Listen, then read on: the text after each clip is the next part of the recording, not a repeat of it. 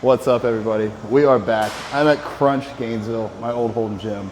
I'm gonna give you guys my top 5 beginner recommendations as a coach. Like, these are things that are just super easy that literally anybody can do. And if you're not already doing them, they'll take your lifting game to the next level. So, very first one, these are like just super easy wins, almost like brushing your teeth in the morning. Anybody can do it. It makes your breath smell good the whole rest of the day, so why not? Like, why wouldn't you do this? So we're gonna come and we're gonna look at the bar. Now, these bars in most gyms have this stuff right here, this hard metal grippy texture. It's called knurling. And what you wanna use that for is 2 things. One, it can help with grip, yes. Could also get straps from weighttrain.com if you wanna support me.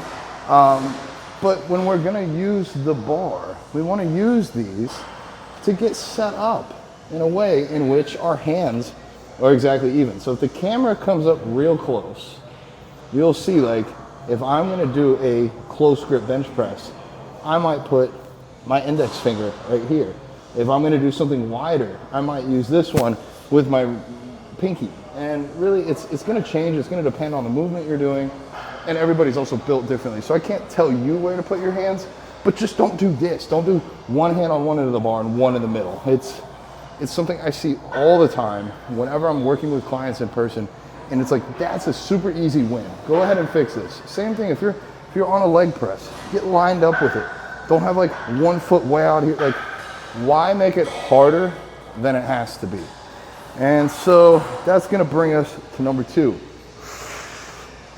breathing. So when you're lifting, you want to use your breath to contract and tighten your rib cage, your torso, to try and create as much of a stable lifting environment as humanly possible.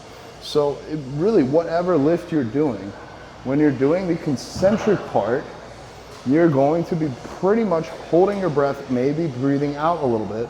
And then during the eccentric, when you're lowering the weight down, you're gonna be taking that breath back in. So when, like, for a curl, for example, we're gonna be breathing out, breathing back in. We're not gonna sit here and hold our breath throughout the whole time. If you're doing a really, really heavy lift, like a deadlift or a squat, let's pretend I'm doing some really high rack pulls here.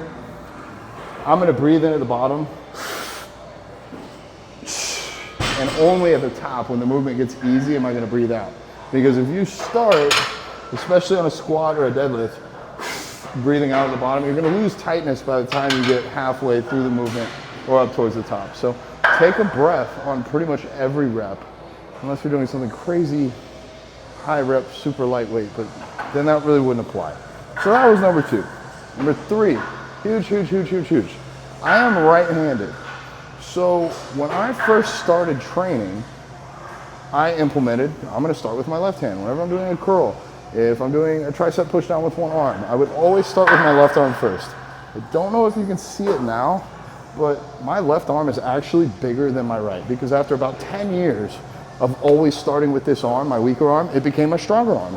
So now I don't say use your non-dominant hand, because for me that would just make my left arm even bigger. I say go ahead and use your weaker arm or your weaker leg first. So if I'm doing one at a time, dumbbell curls, and I'm doing 1, 1, 2, 2, and I can't get up the third, I'm not gonna go do a third with the other arm. Like, I'm not just gonna just keep training it when the other one can't keep up. Or if I do 1, 2, 3, can't get 4, okay, well then I'm just gonna do 3 on the other sides. Hopefully that makes sense. Next, what are those? Those are called shoes. We are going to, at least in my opinion, want to use something flat, like Converse or Vans, or God forbid, barefoot if you have to. Just don't drop a plate on your foot when you're doing any leg or back training. If you're benching, you can get away with some Nikes, some regular tennis shoes. But if you're putting a lot of weight on your back, if you're deadlifting and holding a lot of weight, you're gonna be much better off with a flat-soled shoe. Now, the disclaimer here is if you are an Olympic lifter or a specific type of power lifter and you wanna get some of the raised heel shoes, that's also an option. But for me, Converse, go ahead and get a friend that does artwork and get some custom Converse built. But Converse work great for me. And then number 5 is gonna be tempo. So you'll see this a lot when people are new to the gym. They get on an exercise, they're so psyched up, they're like, I am just gonna kill this movement, I'm gonna just throw the weights up and down. And one, you're not really gonna get a great workout. Like, I didn't even feel that in my biceps.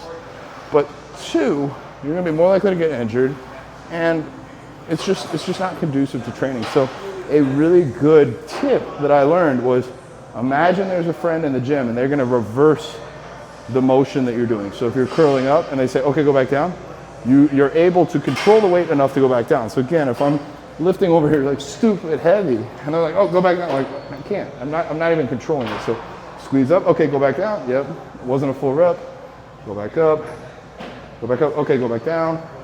It sounds a little silly, but it works both ways. It goes on a down, and let's say you were curling up, don't just drop the weight.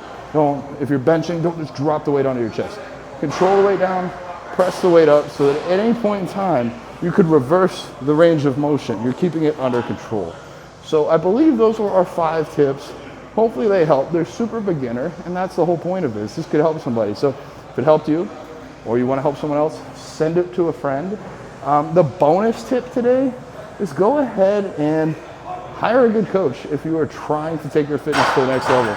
If you do everything I just said here, but you don't nail it in the kitchen, or you're not getting your sleep, not taking the right supplements, probably not gonna have a whole lot of progress here. So it's a whole inclusive thing. So again, if this helped you, like, comment, subscribe, share, send to your mom, to your dad, your kids, to your ex. Alex's Goats. Bodybuilding Vegan out.